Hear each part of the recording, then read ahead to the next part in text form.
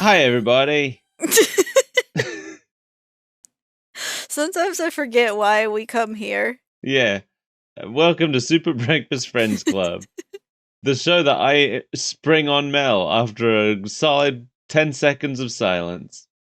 After a long and tedious day, he foists a microphone in my face and tells me to dance. And you don't do it. I don't. You think I have that kind of energy in spades? I thought you were going to say in space. No, that is where my energy is. That's the problem. Oh, I see. I can't get it back down. I'm Mike. I'm not. Sometimes we introduce ourselves on this show. I don't think we've done it in a few months. No, but for any new people coming in, now they know who we are. Well, I'm sorry. They know who one of us is. And I'm just the mysterious voice that haunts you. Should we play a theme song? I guess. That's the kind of thing we usually do here. So I'm told. Play a theme song!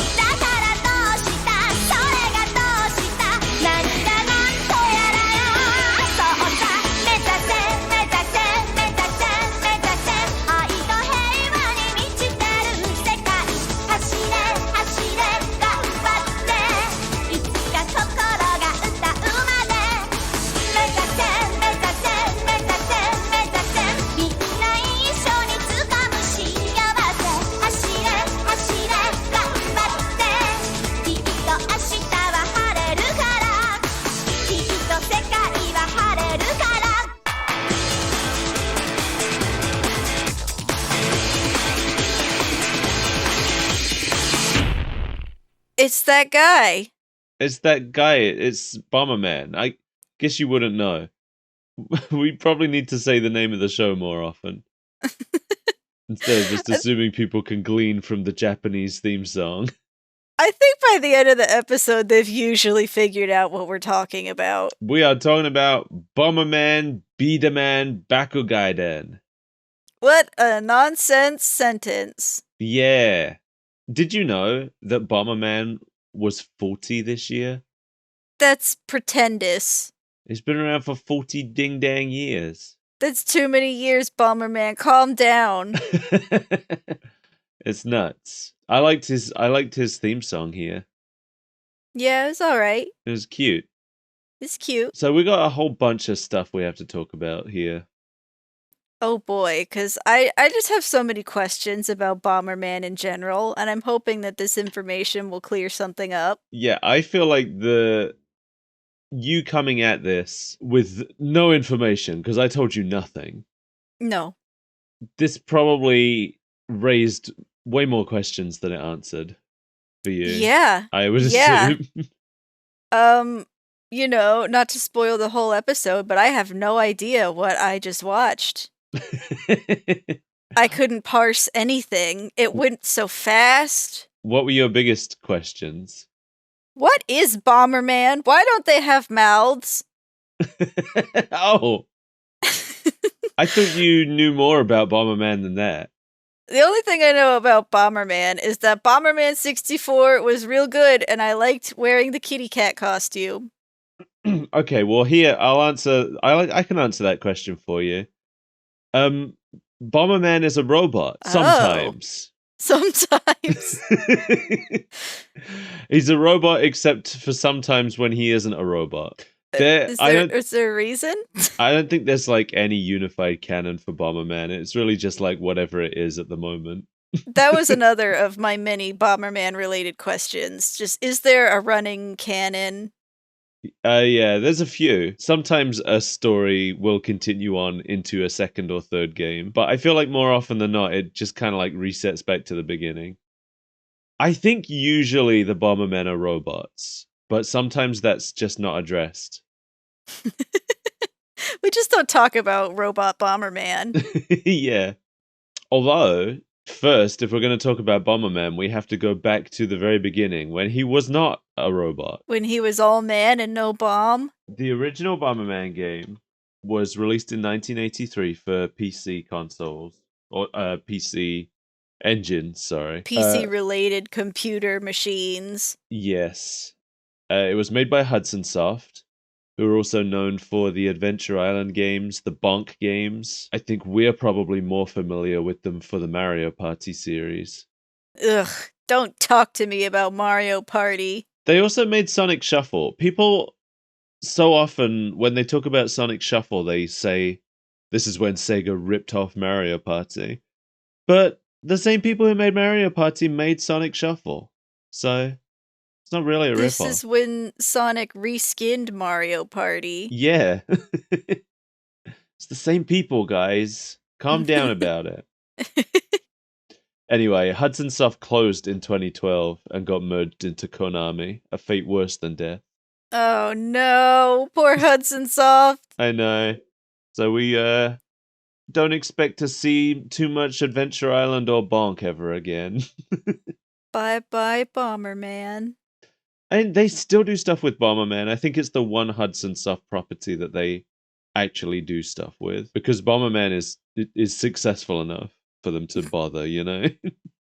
Which is kind of baffling, because I know everybody knows Bomberman, but like, who plays Bomberman? Oh, Bomberman's one of those great games because it's so simple that everyone can understand it. True. So it has a lot of kind of universal appeal for that reason. That's fair. But you know, I'm willing to bet that you don't know what Bomberman originally looked like. I don't. Here's a picture of Bomberman from 1983. Why does he look like a gardener? So for people who haven't seen the original 1983 Bomberman, he is a, I guess, human. He's got like a funny shaped head with a big white hat that covers his eyes. And he's wearing a blue shirt with some red pants held up by green suspenders. And he's lighting bombs while being accosted by balloons. He does kind of look like a gardener, doesn't he? But like a fancy gardener. A fancy gardener, or like half fisherman, half gardener? He looks like a half fisherman, half gardener who is on his day off and he's at the festival. And he's Definitely thought you were going to say on his deathbed. and he's overdressed for the festival. The overdressedival? Yes. That's exactly the one. Okay. So it was a maze puzzle game that was originally created as a tech demo for Hudson's basic code compiler, apparently. And yeah, the whole game was you play as this guy with a funny hat who uses bombs to find his way out of the maze and defeat the balloon monsters that inhabit it. So bizarre. They released this game in the UK as Eric and the Floaters. Eric and the Floaters. That was the name. That's definitely a name. They changed the name to avoid drawing any parallels with the terrorist bombings that were happening here at the time. Oh, 'Cause it fair. was during the Troubles. The Troubles. Yeah, that's what we call them. A very I cute name for know. a very horrendous event. Every time I hear it, I'm like, why would they do that? It's too precious. It's very Irish. So that 2 years later, in 1985, we got the first appearance of the Bomberman we know today, the true Bomberman, when they released the NES version of the game. And this kind of rewrote the Bomberman canon. So he's now no longer a man with a funny hat killing balloons. I mean, I guess he still kills some balloons. But now, Bomberman was a robot trying to escape the underground bomb factory that he worked in. because he heard a rumor that any robot that manages to make its way to the surface gets a wish granted, and he wants to wish to become human. Get his wish granted by whom? I don't know, Mel. It's a NES game. I guess he was just a robot that spent his whole life in a bomb factory. He doesn't know better. Yeah. So this one was programmed by Shinichi Nakamoto, who also created Lode Runner. And apparently he programmed this alone over a 72-hour period. Wow. Yeah. I have no idea who created the original 1983 Bomberman. There's like no credits for that as far as I can tell. But Shinichi Nakamoto is credited with basically being the father of the franchise because he redefined it with this remake. He's the father that stepped up. Yeah. Apparently he found the original Bomberman character boring, so he repurposed an enemy sprite from Lode Runner, and that became the Bomberman we know today. That's cool. Yeah. So the story of NES Bomberman is kind of like rooted in Lode Runner lore, because at the end of the game, if you beat the game and Bomberman gets his wish granted, he actually transforms into the main character of Lode Runner. Oh. So I'm guessing this doesn't remain canon for long. no, I don't think it's ever come up again. And in all subsequent games, Bomberman is still a robot, or at least still looks like Bomberman. So It was just a dream that he had.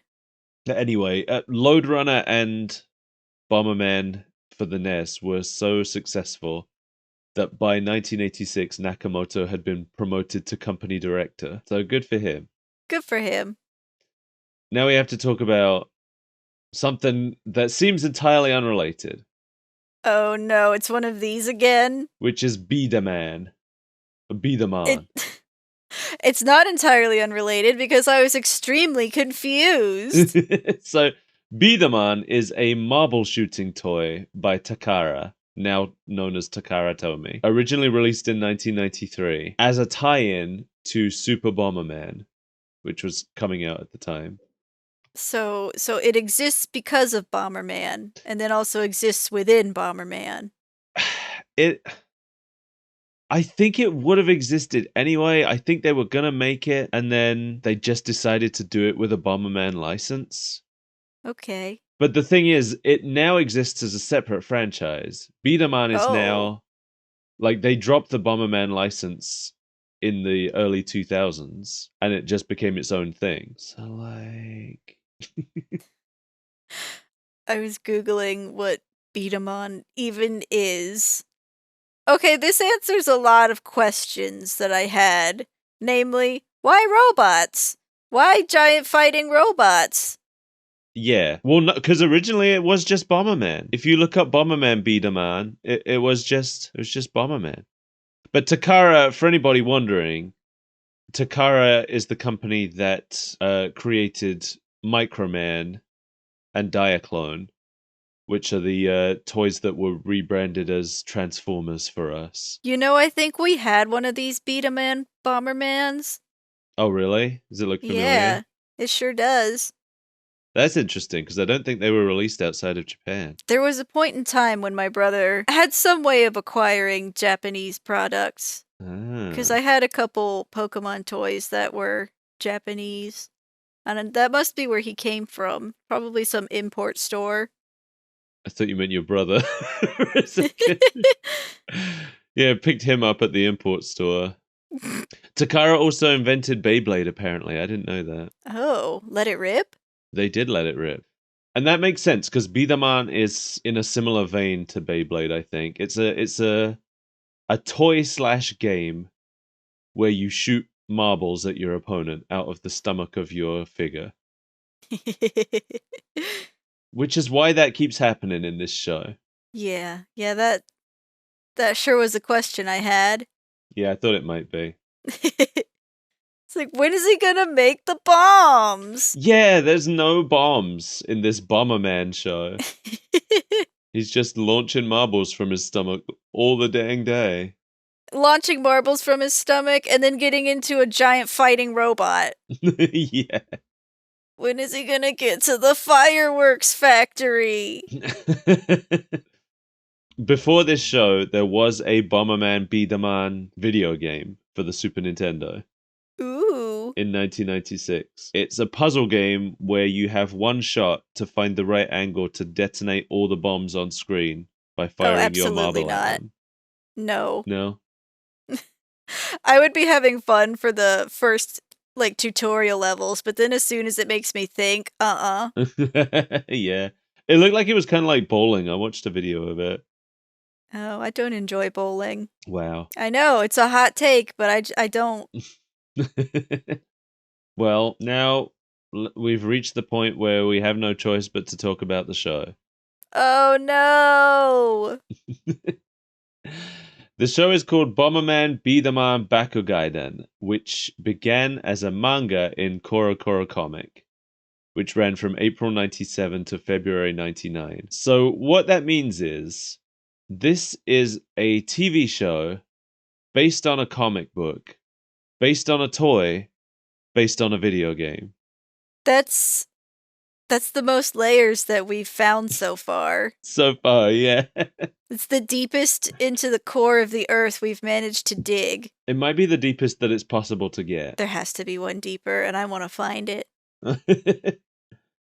What's the one deeper? A TV show based on a comic book, based on a movie, based on a toy, based on a video game? Based on a book. Ah. Feel like that would be easier. Well, if there's another one after video game, then we don't cover it. I mean, not like have book in there somewhere, but Okay. originally it has to be a video game. Or I guess obviously, if it's specifically based on a video game of something, then I guess we could cover it. Like if they made a TV show that was specifically based on like an Indiana Jones video game rather than the Indiana Jones movie. We could cover that, I guess. Trying to think if there's an example of that. That's not what we're here to do. Anyway, this show started February 7th, 1998, and it had one series of 48 episodes, although there was also a follow-up. Episodes? There's 48 episodes. And That's also, wild.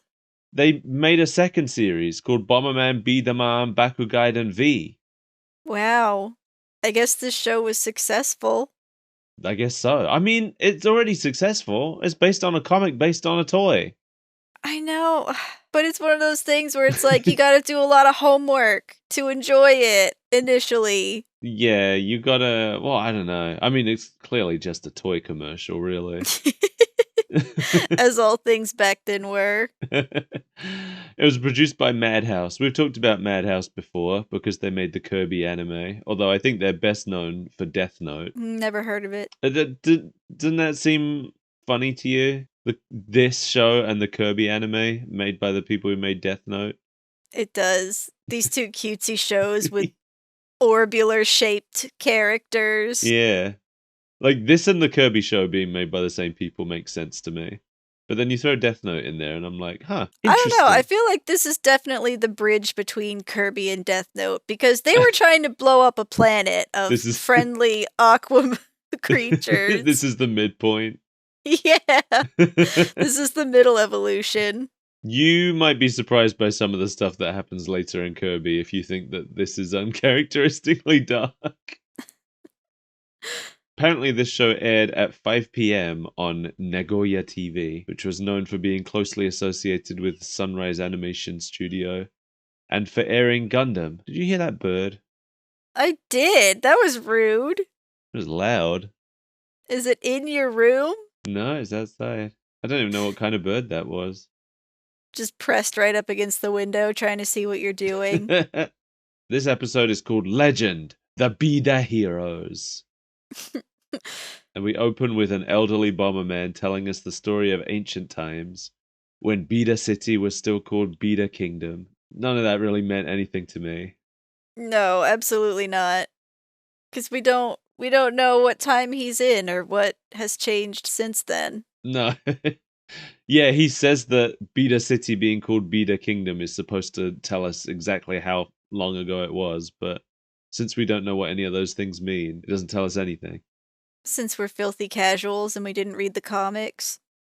I don't think that would have even helped anything, because I think this is just a straight adaptation of the comic. Oh. I could be wrong, though. But anyway, it's taking place in a solar system called Blue Solar, although it basically seems to be our solar system. Yeah, they stole all the planets but made them weird. Yeah, I think it's just set far in the future. Far in the future when Saturn is a desert planet. Is Saturn not a desert planet now? I mean, it's pretty frozen. That's Is the it? part that sticks out to me the most. I mean, anything further than us really is just cold and desolate. I don't know. Mars is further than us, and it's a desert, right? Yeah, I guess. It's a cold desert. Maybe it's not. It probably is. I've never been. You didn't take a ride on Elon Musk's death rocket? Not today. Oh, it's a gas giant. You're a gas giant! Uranus is a gas giant. So I've never been sure. Does that mean there's no ground? I always just... You just float around in an orb shape? Is it just a ball of gas? What does a gas giant mean? What is a gas giant? A large planet mostly composed of helium and or hydrogen. So yes. Gas giants are also called failed stars because they contain the same basic elements as a star. Jupiter Oh. and Saturn are the gas giants of the solar system. This Oh, is now wait. a science lesson. Uranus isn't a gas giant. It's an ice giant. I've been lied to. You mean like Loki? I had to process that nerd reference. Whatever, shut up. I know things. I read books. Hold on. I need to make this clear. Okay. That was not a Marvel nerd reference. I don't know anything about that, Loki. Oh.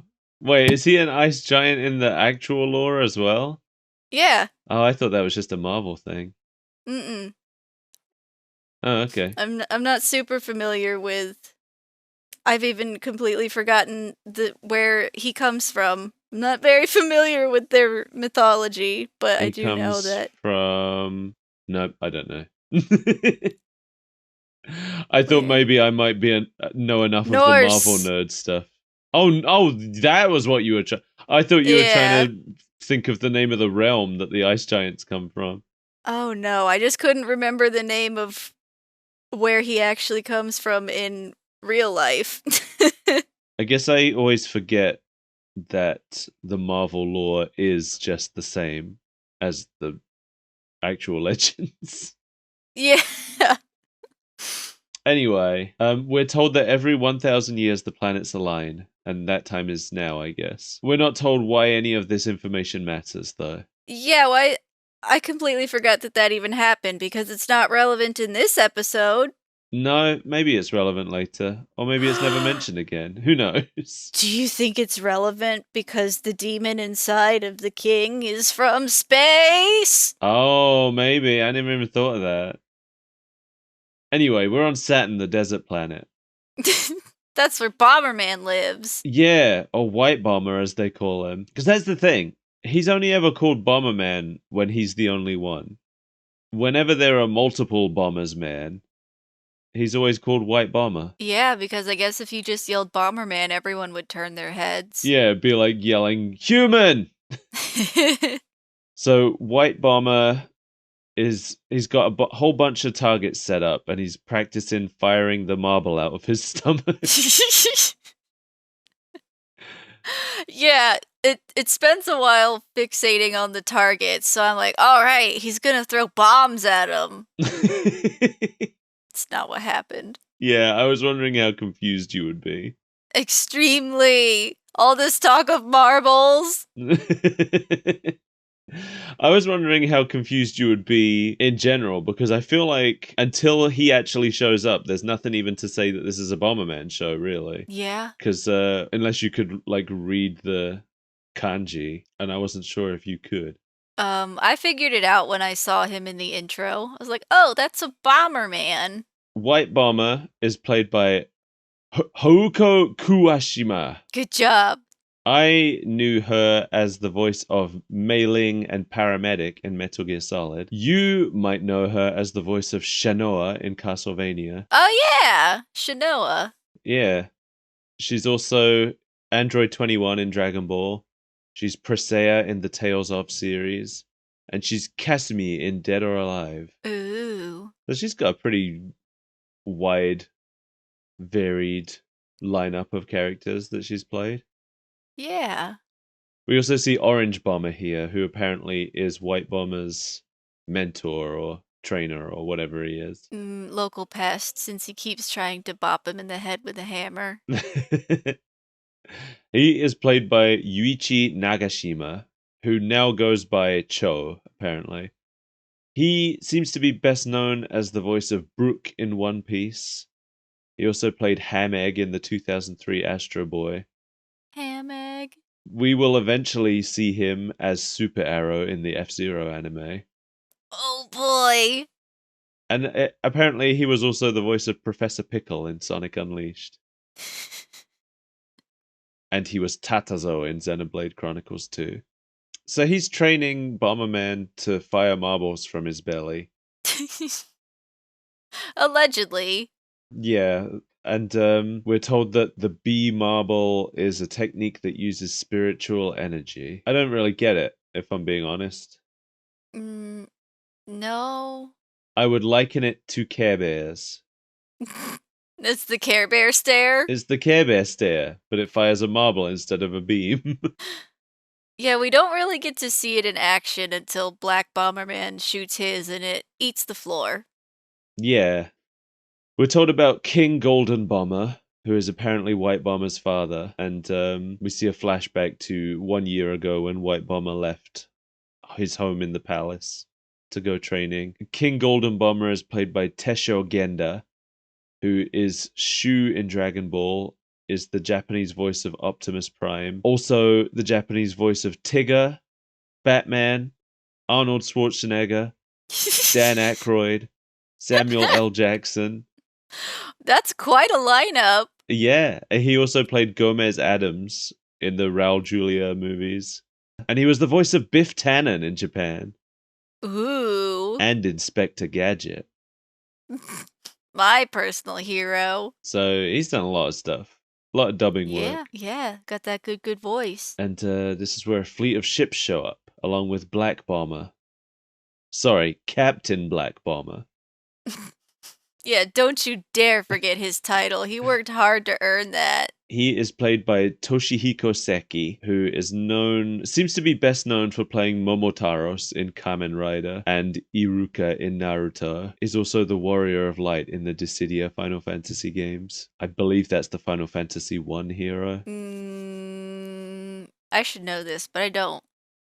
Black Bomber is the captain of the Earth Defense Force, apparently, and he's been sent here to bring White Bomber home under order of Emperor Dark Bomber, the leader of the Null Arc Empire. I had to write all that down. Yeah, I was very confused because I didn't take in that Black Bomber and Dark Bomber were different people. Yes. Also, like, Dark Bomber is a character being mentioned for the first time here. Mm-hmm. I was glad at least that White Bomber also doesn't know what he's talking about. He doesn't know who Emperor Dark Bomber is. He doesn't know what the Null Arc Empire is. Well, he's been on Saturn while all this has happened. Yeah, so he gets seized and taken back to Earth. Orange Bomber tries to protect him, but he's like, "No, don't do that." And Orange Bomber just kind of doesn't feature again for the rest of the episode. No. This is just the We've end moved of him. on. He has a new mentor. It sounded like he's not in the show again after this as well. That's it? My research, but I don't know. I'm not entirely certain. But anyway, there's some kind of parade being thrown for, I think it's specifically for White Bomber coming home, because he's apparently the prince. Mm-hmm. And everybody seems happy enough. But White Bomber is suspicious. Yeah, something seems off, I guess. And sure enough, when he's brought in front of his father, he finds out that his father has clearly become evil. He's got yellow angry eyes now. I hate when that happens, when somebody has just become evil. And he has begun a war to conquer all the other planets and changed his name to Dark Emperor or Emperor Dark Bomber. And now he kind of looks like a cross between Wario and Waluigi. Yes. Yeah, as he's explaining that he's changed his name and started a war, he turns from gold to purple. Just over the course of the sentence. Yeah, it's his spooky reveal. And then he changes into some more evil looking boots and stuff. I thought it was funny because he's given this speech where he's like, "Oh, this is the best way to deliver peace. That's why I changed my name to Emperor Dark Bad Guy." Right. Emperor Evil, conqueror of all nations. They're clearly going for comedy here, and it was pretty effective. Like it, Yeah. because he kind of like pauses to put his new boots on in the middle Yeah, of his he speech. demands that his underling go fetch them. Yeah. White Bomber refuses to fight for the Empire, so his dad sentences him to death. Just immediately. And Bomberman doesn't really seem very upset about it either. Well, maybe he's a robot. I guess, but these robots are clearly intelligent and have emotions. Yeah. Maybe he's just excited because he'll get repurposed into, like, a blender. And then he won't have to shoot marbles out of his stomach anymore. Live the easy life of blended smoothies. We see a grey old man bomber listening in as Bomberman's thrown in jail. This is Grey Bomber. It is. Or use his full name, please. Dr. Grey Bomber. Oh, you're right. I'm sorry. He worked hard to get that doctorate in marbles. That's one thing. One thing about this show is that it's impossible to forget anyone's name because all you have to remember is what color they are. Mm-hmm. But I imagine it gets really confusing in a society of bombermen. Yeah. Well, yeah, because we can see that there are more than one of each color. Mm-hmm. So when you go to school and you're the second green bomber in the class, well, we did see that some of them have extra qualifiers. Like later on, we have blue bomber and navy blue bomber. Mm-hmm. So I guess like maybe they're all different shades, and someone would be like, "Ah, yes, we've got green bomber and we've got slightly lighter green bomber." Curse you! It's the chartreuse bomber! Why do you call me slightly lighter green bomber? Why don't you call him slightly darker green bomber? That night, Red Bomber and Dr. Grey Bomber break White Bomber out of his cell. So Red Bomber is new. She is played by Rei Sakuma. She's the only female Bomberman that we see in this episode, I believe. She's a bomber woo man. I think they're still just called Bomberman. Bomber's man. Rei Sakuma was the voice of Gigi in Kiki's Delivery Service. Cute. And also Shampoo in Ranma 1/2. And apparently plays Cappuccino in Cinnamoroll stuff. I know who Cinnamoroll is. I know who Cinnamoroll is. I don't know who his friend is. No, I didn't know he had any friends. I thought Cinnamoroll's friend was Hello Kitty. But apparently Cinnamoroll has his own cast of characters that I've never heard of before. Well, good for Cinnamoroll out there making friends. And then we have Dr. Grey Bomber, played by Kyosei Tsukui. Best known for playing various monsters in Super Sentai series from 1994 until 2017 when he retired. Like dressing up in the monster suits? I think just doing the voices. Oh.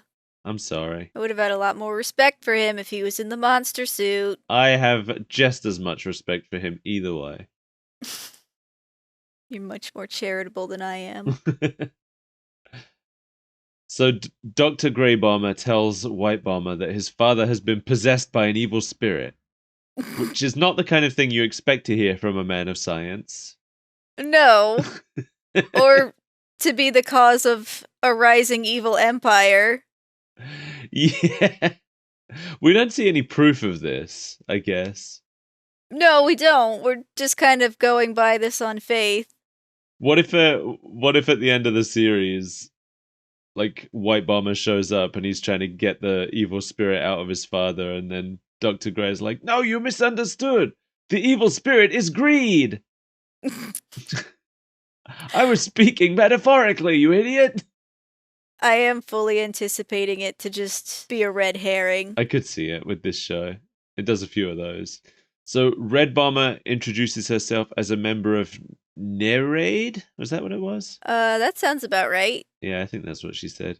It's a rebel group fighting against the Dark Emperor Bomber. They don't get to talk about it for very long because the guards notice that White Bomber is missing. Immediately, they went to deliver him his food. Yeah. He's been sentenced to death, but they're still feeding him. Well, yeah, they're not sentencing him to death by starvation. I feel like the guards didn't take the death sentence particularly seriously. I feel like they were like, the king's just being hot-headed. He'll cool down. We'll let him out in the morning. Because it definitely... I get the impression the guards aren't quite used to this transformation in the king yet. Yeah, this seems to be a new development. Yeah, although he has apparently had time to conquer all the other planets, so... It's been under a year. I remember them saying that. Yeah. Well, yeah, because White Bomber left home a year ago, and he was still King Gold Bomber then, so... Anyway, Black Bomber grounds all the spaceships until White is caught, and then they just kind of immediately run into him as they're heading towards Red Bomber's ship. Literally immediately. They turn a corner and there he is. And that's when he starts firing his marbles at them. Void marbles. He misses, but he does make some holes in the world. And they escape into Red's incredible spaceship. Yeah, it looks like a fish. Like a big dumb Magikarp. Yeah. And we do see that Black Bomber attaches a tracking device to it before they escape. But then they get up into space and the ship gets hooked by like a giant fishing rod. Which I thought was really funny. It is funny because Yellow is out there fishing for loot. Yeah, Yellow Bomber apparently has some kind of like salvage ship. And it was meant to be because Red ship looks like a fish and Yellow's salvage equipment is a giant fishing rod. Complete with like a little robot hand that winds the reel in. Mm-hmm. It was great. I liked it. Me too. So Yellow Bomber is played by Mitsuaki Madono, who is apparently best known as Kitanedas in the Super Sentai series, Hasta in the Tales of series, Ogi in Code Geass? I don't know if that's how that's pronounced. I think so. I don't know. And he's also Toru in Persona 4. Apparently, like, he hadn't played any characters that I knew, but apparently he's known for playing kind of like jokey wise guy characters. Mm-hmm. Which makes sense. Yeah, that's what this is. Yeah. He introduces himself as a wandering lone wolf and then gets upset because nobody was paying attention to his dramatic introduction. I like him. He might be my favorite. Yeah, he's clearly just played for laughs the whole time, but there's nothing wrong with that because they're funny jokes. Yeah. Then an alarm goes off because Black Bomber and his fleet have caught up with them. And Red Bomber pleads with Yellow to help them, but he refuses to have anything to do with it until White offers him a lot of money. And he immediately agrees. Immediately. I love that his motivations are very simple and very obvious to us. Yeah, he just wants to get paid. The older I get, the more I relate to that. Yeah. If you're good at something, never do it for free. I mean, aiding and abetting fugitives? Yeah, I'm just supposed to do that out of the goodness of my heart? No, I don't have any goodness left. What I do got is bills. They just keep coming. So they warp to Neptune, which I really liked. It's just full of sea animals. Yeah, it's a pretty sea planet. Yeah, it's just a big ocean. There's like dolphins and birds flying around. And every single creature on this planet has a marble in its belly. Yeah, they explain it away by saying it's like for the research that they were doing on that planet, but that doesn't it's really for explain it. branding. It doesn't really No. explain it at all. Have they managed to catch every single sea creature and put a marble in its stomach? It's very noticeable that everybody in this show, every living creature in this show has a marble in their stomach. And I know, yeah, it's because of the toys. It's because this is based on the toys. But I don't know, it's just weird. It's weird. It's weird. So Red points out a teeny tiny little island with one tree on it, and then it opens up into a big secret underwater Thunderbirds base. And Blue Bomber runs out to greet them. We don't know him, but White Bomber does. Yeah, they're apparently old friends. Blue Bomber is played by Etsuko Kozakura, who is the only actor in this episode, I think, that we already know. This whence? is the voice of Jibanyan from Yokai Watch. Oh no! She also played Omo Chow in the Sonic games. Oh, I've heard of those. Apparently, Blue Bomber is Grey Bomber's grandson, right? Yeah. Which is why White Bomber knows him already. And then we're introduced to Commander Navy Blue Bomber, who looks exactly like Blue Bomber. Yeah, the colors aren't very identifiable. Well, it's not even just the colors, but they have the same face as well. They've got the same eyes. And they're not the same eyes everyone else has. Every single one of these bombers has different eyes. But Blue Bomber and Navy Blue Bomber have the same eyes. So as soon as we saw him, and as soon as we saw the two of them standing together, because the first time we see Navy Blue, he's standing next to Blue. And I was like, oh, okay. So Blue Bomber is Grey Bomber's grandson. And obviously, the link between them here is Navy Blue Bomber, who must be Blue Bomber's dad and Grey Bomber's son. Is that not the case? It doesn't seem to be, right? Because White doesn't know him, and Red doesn't introduce them as related. It's true. She just says that he's the leader of the resistance. So I don't know. I assumed that it was his dad, but it's never said one way or the other. And I don't think Navy Blue Bomber appears again after this episode. Okay. He was on the wiki, he was in a section titled Characters That Appear in One Episode, so. Unless it's just a wiki full of lies, like the Hey Arnold wiki. That's true. A lot of wikis are like that. Anyway, Navy Blue Bomber is played by Jurota Kosugi, who is the voice of Arlong in One Piece, Asuma in Naruto, Mu in Monster Rancher, that's the main villain of the show. Ooh. Pale Bayleaf in Sonic X. He's one of the main villains of the final series. He was the Japanese voice of Lyric from Sonic Boom. Ooh. And he's the Japanese voice of McCree in Overwatch. So that's pretty varied. Yeah. A decent combination of heroes and villains there. Red has a message to pass on from Grey Bomber. Apparently, once the blueprint of the planet energy circuit is finished, he's going to send it here to Neptune. What does that mean? Don't you just love it when some nonsensical information is dropped on you that you have no context for? Technobabble. Yeah, apparently it gathers the energy of planets and allows them to use it. How? And for what? Who knows? Unclear. Yellow Bomber identifies Navy Blue as the boss and very politely asks him for payment for delivering White and Red Bomber here. I mean, White Bomber did say he was going to pay him. Yeah, that's true. But then they just kind of bully him out of the notion. Yeah, they insinuate he's not a real man because he only cares about girls and money. And then he denies that, and in the process accidentally turns down payment. Mm-hmm. And Navy Blue Bomber is very eager to get out of it. He's just like, oh, good, that's settled then, and walks away. What's that you say? You've stumbled over your words? Good enough for me. Black Bomber is busy telling Dark Bomber that he's found the enemy base because of that tracking device I had already forgotten about. Mm-hmm. And Dark Bomber orders him to use a plasma bomb to destroy the base, which Black says would destroy a chunk of the planet. But Dark Bomber is clearly okay with that. He's lost his dang mind. Yeah. It's taken Black Bomber a little while to realize that his boss is evil, I think. conquering the entire solar system, that wasn't what did it. But killing the dolphins? Yeah, I did like Black Bomber in this. I think he's cool. I think he's gonna turn good by the end. I think so too. And then another new character appears, Dr. Crusher. Oh yeah! This is the only character whose name is not his color. Does he come back? I don't think he does.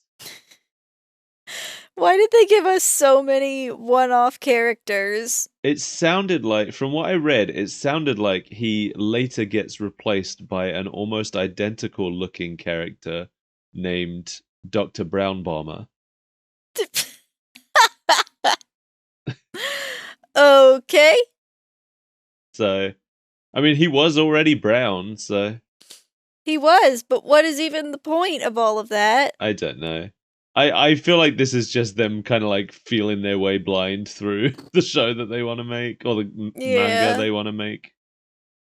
Depending on how close this is to the manga, I don't know. But Dr. Crusher is played by Tomohiro Nishimura, who is also a sound director. It seems to mostly do smaller incidental roles, so I'm wondering if he is just a sound guy who sometimes fills in when they don't have an actor for a smaller role. Mm-hmm. Apparently, he was the voice of Matt in Death Note. I haven't seen enough Death Note to know who Matt is, but... No, me neither. So, Grey Bomber's blueprint is complete, and apparently Dr. Crusher and Dark Emperor Bomber knew about it the whole time, and they were just waiting for him to finish it, because the moment it's done, they bust in looking for it. They're like, we know it's done, and they're asking for it by name. Yeah, that was the weird part. Like, they know what he's been working on in secret this whole time. Yeah. Wasn't as secret as he thought it was, I guess. Yeah. He manages to send the data away before they bust into his lab, but Crusher intends to extract the data directly from Grey Bomber's head. Oh no, what could that mean? This is the part where I'm wondering if they're robots or not. Like, is he just gonna read the data on the hard drive in his head? He's gonna display it on a projector for everyone to watch. Are they robots or what? Give me the answers. I want to know. Are they human or are they dancer? I hate you, but mostly because I was thinking it and you got to it before I said it. I knew it, because every stupid idea that I have, you have beamed into my head. You can't put that on me. I can. It happened yesterday, it's happening again today. It's not a coincidence. You're putting dumb in my head. Every time I'm dumb, it's your fault. You are dumb. It's your fault. And you've been dumb since the day before I was born.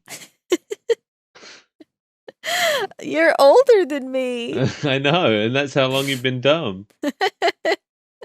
So White Bomber is on the teeny tiny island watching all the sea animals play on Neptune. They're super cute. They are. I like them. There's those, like, aquatic bunnies. Yeah, what's their deal?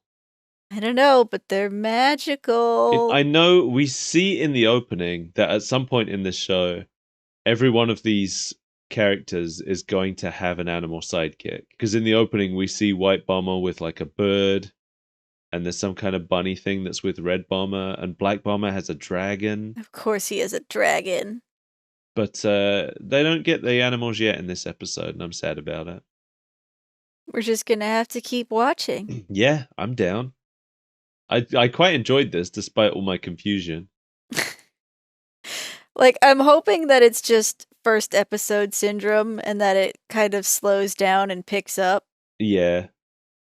Because, like, confusion aside and all the, like, info dumps that we get aside, the animation was really cute. I thought the jokes were funny. Mm-hmm. It just needs to slow the fuck down. So White tells Red that he's pretty sure he can drive the evil spirit out of his father somehow. And that's when he notices that all the animals have marbles on their stomachs. So this isn't a naturally occurring thing. No, I guess not. Red Bomber says that it's a chaser emblem. What does that mean? I don't know. There's talk of emblems, and it's very confusing. I looked up to see if chaser emblems are like a thing from the B-Daman game or something. Not that I could find, but I couldn't find that much information about B-Daman in general. Oh. But yeah, apparently Navy Blue uses chaser emblems in his research. Why and to do what? We don't know. They seem to have given up on that research in order to become rebels. Yeah, that's true. This is where the message from Gray comes in, but it overloads the receiver, and instead it gets scattered into 7 emblems that get fired all over space for some reason. That's definitely how data works. Yes. I mean, it's pretty clear that they go inside our, 4 main characters. Right. Because we see them all get zapped. And White Bomber asks Red Bomber if she's okay after witnessing her get zapped. I love that, just then, this happens, and then at that moment, Navy Blue's stuff find the tracking device on Red's ship, and Black Bomber shows up in his ship, all at once. Yeah, it was a lot to take in. This is the moment when all the plot things happen at once. I was confused. Yeah, I was confused for a lot of this. But Black Bomber is disobeying orders by refusing to use the plasma bomb. Because he has a soul. He does. I like him. He figures as long as he destroys the base, the Emperor won't care whether he launched the plasma bomb or not. Whether he destroys the entire planet? Yeah. And he launches out with his 2 henchmen, Ceres and Pallas, both named for asteroids in the solar system. Oh. I don't think either of them appear again outside of this episode. It really does feel like they were feeling their way through. Yeah. And it feels like there was a lot that was just kind of dropped after the initial pilot. It's kind of like, how do we feel about this character? And, it makes sense. I don't feel like Black Bomber really needed 2 sidekicks. They didn't really add anything to this episode. They could have been the next Scratch and Grounder. Not really, because they're like a sub-Scratch and Grounder. They're like if Scratch had 2 sidekicks. Okay, that's fair.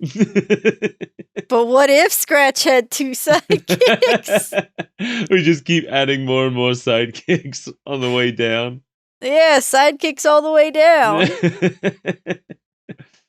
This is where things took a turn for the extra confusing, because Blue takes White Bomber to see the Bomber Fighter Gaia and the Firma Bomber Fighter.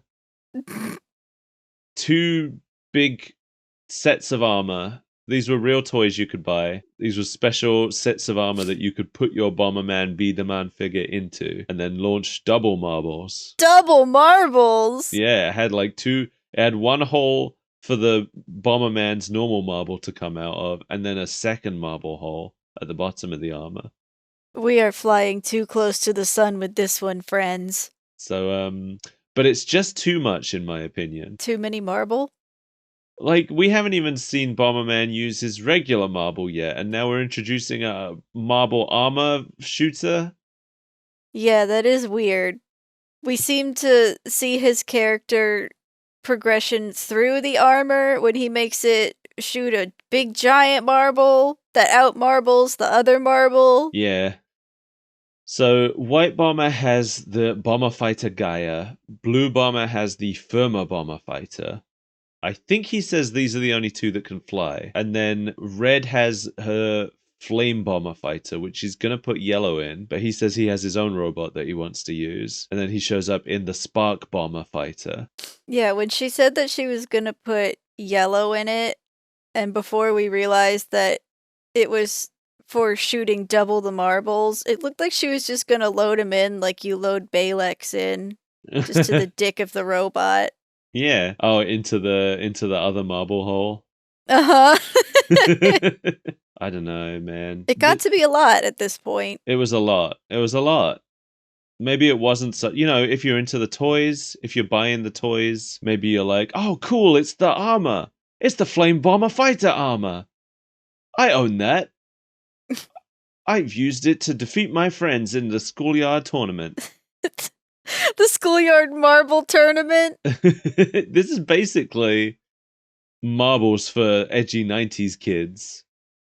I guess. It's basically all it is. White and Blue fly off to fight Black Bomber and his cronies. White tries to fly off. Yellow and Red just kind of stand on the ground firing into the air. But yeah, White has no idea what he's doing. And the bad guys all team up against him and just kind of kick the crap out of him. I do like the fact that they threw him into a robot he'd never seen before and doesn't know how to pilot it, instead of just intuitively figuring it out. Yeah, the prince. There was no like, quick, put the prince in the safest room of the base and protect him. It was just, Prince, we're going to need you to get into this robot that you've never seen before in your life. You'll figure it out. We know that your father specifically is coming to kill you, but hear me out. Robot suit. So, Red, Blue, and Yellow all start glowing from their belly marbles like Care Bears. It really is a Care Bear stare. Now that you said that, it's going to live in my head forever. They've even got emblems now. They've got belly emblems. Yeah. Just like a Care Bear. So apparently these emblems are data that got split up from the blueprint. They have 3 of the datas, and spoiler alert, White Bomber has the 4th one. What? And yeah, Blue suddenly uses a tornado attack, and Red and Yellow use fire and electric ones. So I'm assuming that they're like elemental, right? Right. That Blue has wind, Red has fire, and Yellow has electricity. Mm-hmm. They defeat Ceres and Pallas with it, and the bad guys all flee back to Black's ship, which has begun preparations to fire the plasma bomb without Black's order. Yeah. Evil King Dark Bomber commanded it. Yeah, he gets back to the ship to find they're getting ready to launch the plasma bomb, which he explicitly told them not to do. And the hero bombers hear this conversation in their heads. It's never explained how. No, somehow our 4 hero bombers are able to hear Black Bomber and Dark Bomber having a conversation over the communication system. From within Black Bomber's ship.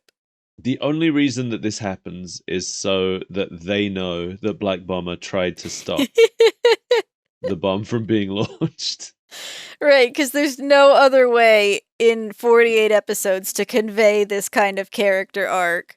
No, I actually thought it would have been more interesting because at first they think that Black Bomber is the one launching it.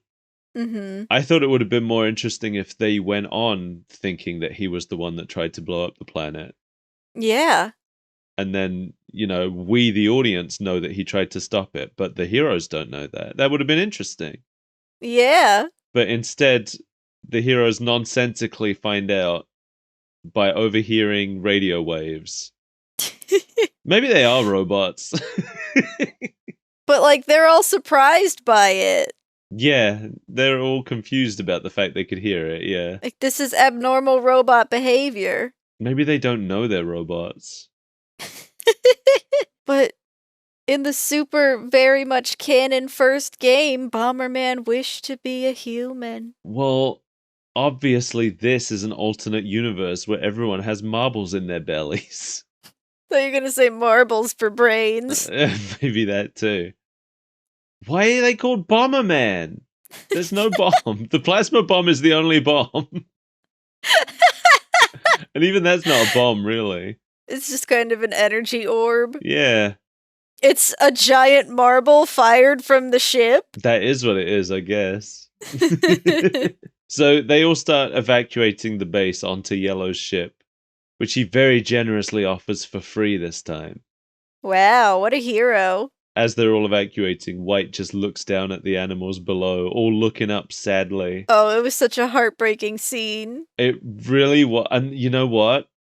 I thought they were going to do it for a second. I thought vaporize all the cute animals. I thought that was going to be the stakes. I wouldn't put it... It's an anime. I wouldn't put it past them. It's not some wimpy Western cartoon. Yeah. This is an anime. Not only is it not a Western cartoon, but it also never got dubbed. So I'm like, maybe that's why it never got dubbed. But no, we know the real reason it never got dubbed is because these toys weren't available in the West. If we can't sell it to kids, why even bother? Yeah. They were available in the West eventually, in the mid-2000s, but that was after the Bomberman license had been dropped from them. I don't think they did particularly well, but I did watch some American commercials for B-Daman toys. Ooh. But anyway, no. They don't vaporize the animals like I thought they might be about to. Instead, they do the other anime thing. White Bomber's anger at the idea of these animals getting hurt causes him to launch a giant burst of white energy that neutralizes the plasma bomb and disables all the weapons on Black Bomber's ship without hurting anyone. It's a friend beam. I'm assuming that his element is light. It seemed very much like a big ball of light. Would you say that he's a warrior of light? Oh, I might. Although it was Black Bomber who was played by the guy who played the Warrior of Light. It's a conflict of interest. Well, Black orders all of his people back to Earth, and everyone cheers for White because Hooray! He accidentally did something good. So apparently White Bomber, Red Bomber, Yellow Bomber, and Blue Bomber have each received one of the 7 emblems. So they have 4 of them, and Navy Blue tells them that they need to find the other 3. They're already halfway through. I know. It's weird. I'm willing to bet that Black Bomber has one of the last 3. For sure. I know there's a Green Bomber who isn't in this episode, so he's probably got one of them. I don't know about the last one, though. That is all the colors. It can't be anyone else. I'm trying to think what other bombers there usually are in the games. There's a light blue bomber and there's a pink bomber. But I don't know if they're in this show. I was gonna guess pink bomber. Yeah. Pink bomber is usually the only girl one, but sometimes red bomber is a girl one too. Like in this. And sometimes red bomber is an angry man one. And the bomb is his temper. So White Bomber vows to save his father. Meanwhile, Dr. Crusher is searching Dr. Gray's memories for the blueprint, embarrassing him. I was very interested in these memories. Yeah, they seemed fun. Yeah. I was thinking, like, are they memories or are they fantasies? Because if these are memories, then we can infer that Dr. Grey Bomber is very popular with young ladies and is very strong. He's lived a wild life. Because he's an old man in all of these memories. Right, this isn't him when he was a young stud. This is him like last week. Yeah. So there he is as an old man surrounded by, I think, like 5 different bomber ladies. Who are clearly there for amorous purposes. Ooh. And another one of the fantasies is him holding 2, like, giant barbells, one in each hand, having also just apparently won a fight against, like, 10 dudes. Yeah, if this is his real memories, they're not very embarrassing. No, that's why I wonder... Like, my headcanon is that these aren't his memories, these are his fantasies, and he is just loudly proclaiming them to be his memories to save face. Right. Because he's in the background saying, "Oh no, these are my memories! Oh, stop putting my memories on screen! My real memories! I'm so embarrassed by these actual memories that I lived through and happened to me! Oh!" They're very real! How dare you! I'm so embarrassed! So yeah, I guess they're going to just kind of search through his brain and put everything up on a screen until they find the blueprints. We return briefly to the old man who's telling the story. Felt like a pointless framing device, personally. Yeah, for sure. I had completely forgotten he was there because 700 things had already happened. Yeah, I had forgotten about it as well. They're framing it as a story that happened a long time ago, but it still feels like the future, so I don't know what the point is. Not at all. I don't know who this old man is. I hope it's White Bomber as an old man. And then we get an ending song that was pretty cute.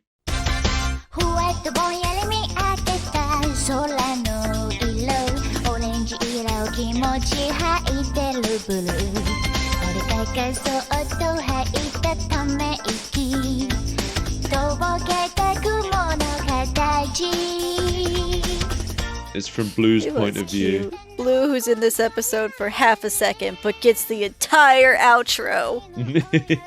Maybe that's why. Yeah, of the 4 main Bombermans, he definitely had the least screen time. But I'm assuming he's going to be in it plenty going forward. I mean, he's the childhood best friend. Yeah, and he's also the genius, apparently. We don't really see much of that in this episode, but he's apparently the Tails of the show.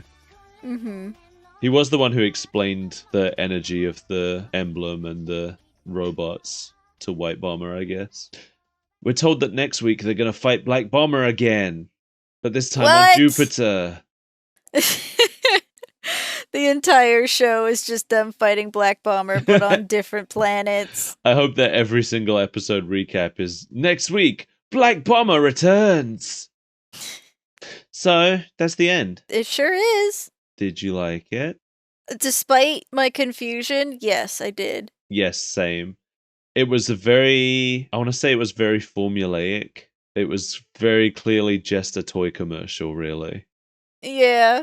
But it was cute and it was fun. And the character, they're starting off strong because Bomberman already has a really good, really strong character design.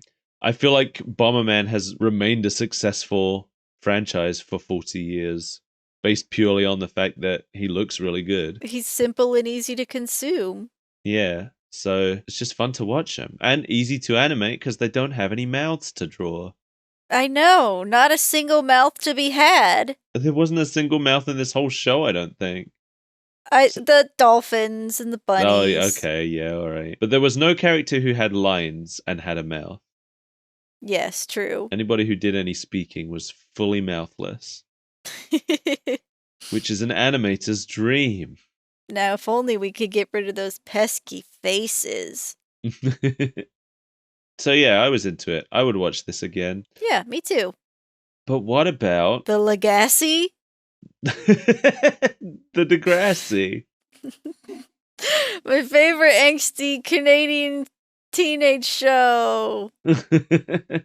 I mean, I don't know if there was really a legacy. It did get a follow-up series, which I already mentioned. Bomberman B-Daman Bakugaiden V. Which I think carries on directly from the end of this one. But since B-Daman span off into its own unrelated franchise not that long after this, I doubt this really had any bearing on the overall Bomberman series. Nothing that I am aware of, at least. Right.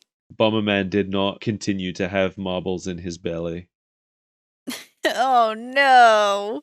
Yeah, I mean, Bomberman and B-Daman both continue to this day as their own distinct franchises. That's so wild. I know, I don't know if I can think of any other example of something like this. Mystery Dungeon is one, because Mystery Dungeon started out as a spin-off of Dragon Quest. But then they dropped the Dragon Quest branding, and it just became a series that is almost entirely made up of spin-offs of different series. Yeah, the Mystery Dungeon just lives to consume other series. There is a unique Mystery Dungeon series. It's called like Shiren the Wanderer or something. There's a new one about to come out, I think. Weird. But that's it. Beyond those games, every Mystery Dungeon game is a spin-off of something else. It's either Pokemon or Chocobo or whatever the heck they can think of. Whatever they can get a license for, I guess. Whatever they can get their grubby little hands on. But I can't think of any other examples of stuff like that where it started out as a branded licensed thing. There must be others, right? Probably. There has to be. We don't have an exhaustive list. No. Hey, if you know of any other examples of things like that happening, let us know in the comments. Yeah, place them into our hands. Yeah, I'm curious. It must have happened elsewhere. But it's just so strange. Yeah. Be like if... God, what even would it be like? Be like, imagine if the Pokemon trading card game had eventually dropped the Pokemon branding and just become a trading card game on its own with no Pokemon in it. Still played exactly the same, but there's no Pokemon in it anymore. Needs more marbles. Thanks for joining us, everybody. We'll be here all week. I mean, yeah, I guess. You could listen to us any day of the week, and technically we're there. Yeah, this is our 70th episode. Are you caught up? If not, you better be. 71 episodes if you count the April Fool's non-canon episode. I count it. I know you do. You keep trying to make it not real, but it's real to me. I was there. I lived it. Thank you to our 2 patrons, Jamie Core and my mom. We love you both. Thanks to your contributions, I now have a new microphone, which you're hearing my voice through right now. And this one works this time. It works. Yeah, I should tell the story, huh? So, if you want to. I took the Patreon money out of the Patreon account, and I spent it on a cheap microphone. Well, not cheap, it's an expensive microphone, but it was cheap because it's from Amazon Warehouse on Black Friday. So it was half the price it normally is. It's a Blue Yeti, and it showed up about a week after I ordered it with no cables. So I had to contact Amazon and ask them to send me some cables, which they sent me a gift card for the price of the cables. And then I had to wait another week for the cables to show up. And that's when it turned out that the microphone they'd sent me was busted. Minor cosmetic issues. Yeah, it was listed as having minor cosmetic damage. And I thought, that's fine. It turns out that minor cosmetic damage was that it didn't work. It got dropped off of the tallest building in the world. So I sent it back and I got a refund. And there was another one on there. So I thought, alright, I'll risk it one more time. And I did. And this one works. Hooray! And that's the end of the story, Grandpa. Cool. If anybody else would like to contribute to our Patreon so that we can get Mel a similar horrendous issue microphone. Hopefully one that picks up less of my wet mouth noises. Then please head to patreon.com/superbreakfastfriendsclub. And you can do that thing. Or coffee.com/superbreakfastfriendsclub. We'll accept Both you are there too. viable options. Yeah. Bye. That's it? What else do we have to say? I don't know, that one just felt even more abrupt than usual.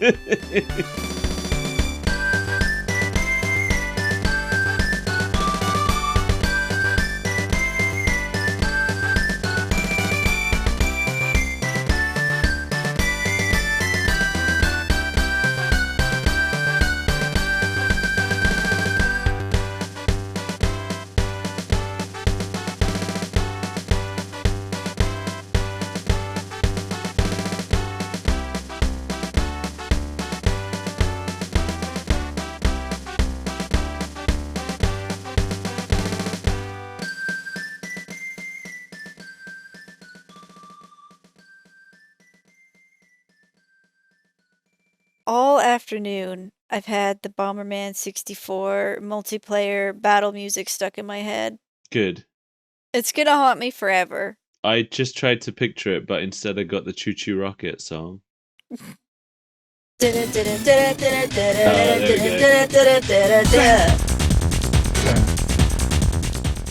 I like that song.